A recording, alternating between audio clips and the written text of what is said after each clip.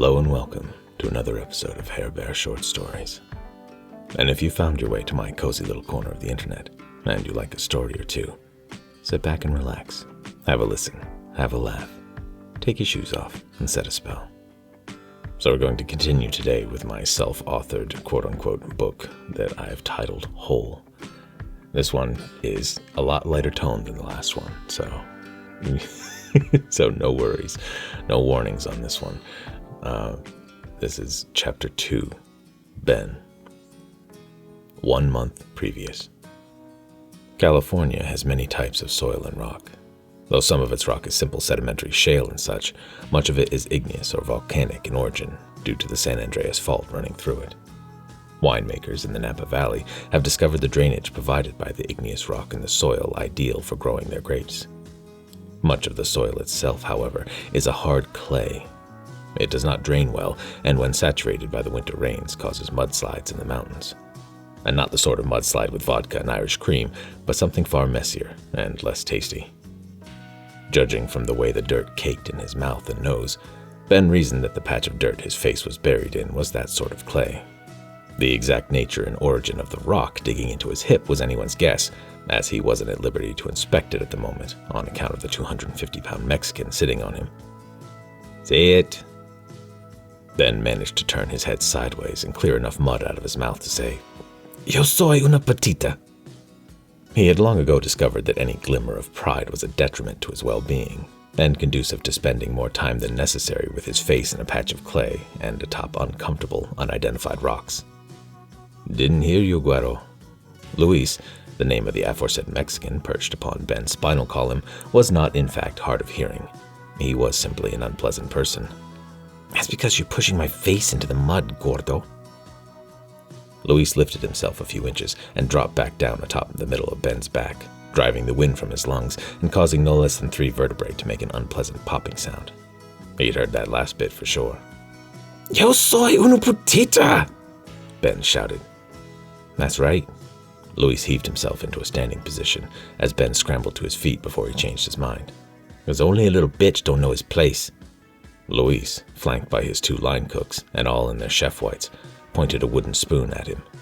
Ben had recently become very familiar with that spoon. It was responsible for the brand new lump on the back of his head. Or rather, Luis was responsible, and the spoon had simply been his means of getting his point across. Not that he needed the spoon to land a telling blow. Despite Ben's flippant remark, not much of Luis's broad build was fat. Standing there in his whites, spotless despite just having given Ben a sound thrashing, he looked every inch the former wrestler and kickboxing champion he was.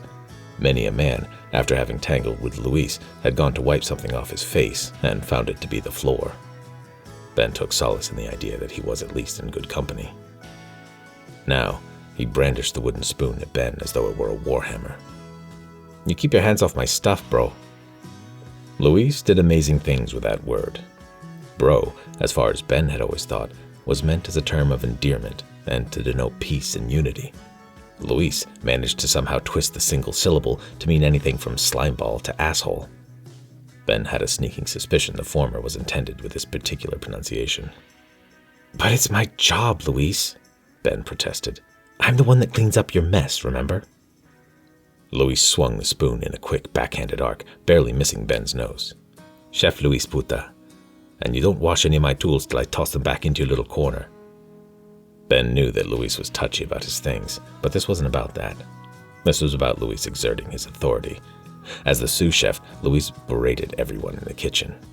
The only way to lessen the abuse was to be his lackey, like the 2 line cooks at his side.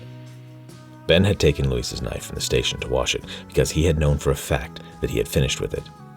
He wouldn't have needed it again until the dinner rush started in at least an hour. Ben had been keeping track of the orders, and they had all been taken care of, or rather, Luis would let his line cooks take care of whatever was left. Luis and his toadies turned to re-enter the kitchen. Before Ben could fall into step a distance behind them to return to the sink, Luis called over his shoulder.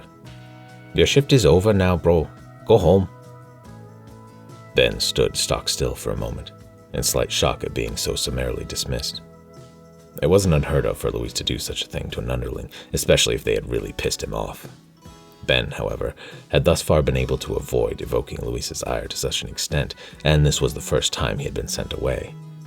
His pay would, of course, be docked for the rest of his shift, and more likely than not, he would also be reprimanded by the head chef for the work he didn't do while he wasn't there. None of that mattered as much to him at the moment as his aching back and stinging hands.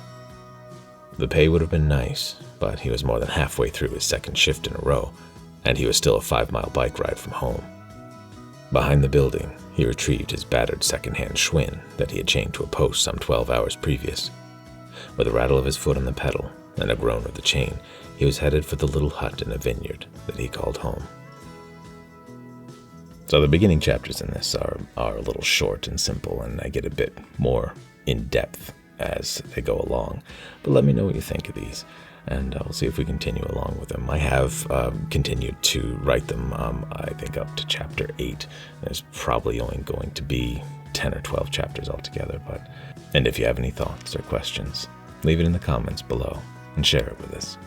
And if you did like this story, make sure to slap upon the like and subscribe button, and hopefully we'll see you in the next one. Until then, take care, be good, and bear up.